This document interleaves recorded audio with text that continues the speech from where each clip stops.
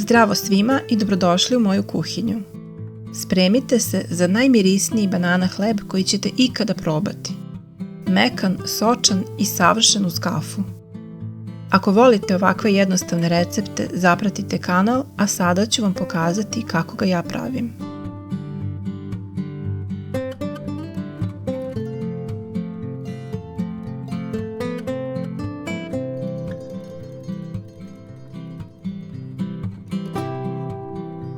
U činiju prvo dodajem 100 g maslaca ili margarina, pa zatim 100 g šećera.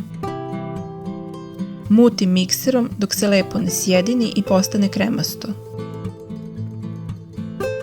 Sada dodajem 2 jajeta i 2 do 3 zrele banane.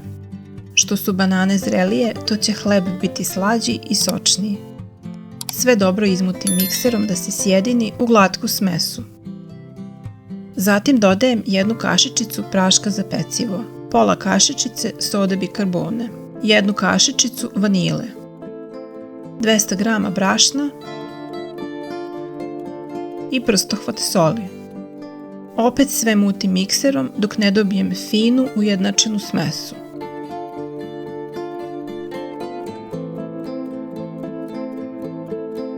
Na kraju dodajem 100 g iseckane čokolade za kuvanje. Lagano promešam da se čokolada ravnomerno rasporedi.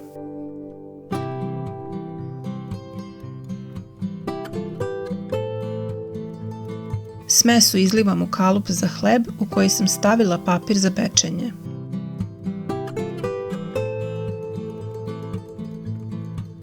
Odozgo volim da nabacam još malo čokolade i koji kolutić banane, ali to vam je opciono.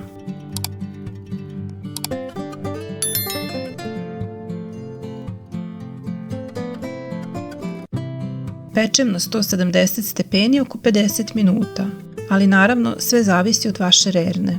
Da li je pečen, proveravam čačkalicom. Ako izađe čista i ništa se ne lepi, gotov je.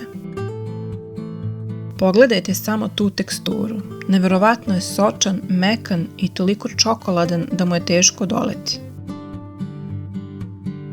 Hvala vam puno što ste gledali i proveli ovo vreme sa mnom. Ako još niste, zapratite kanal da ne propustite nove recepte, a mi se vidimo uskoro. Prijatno!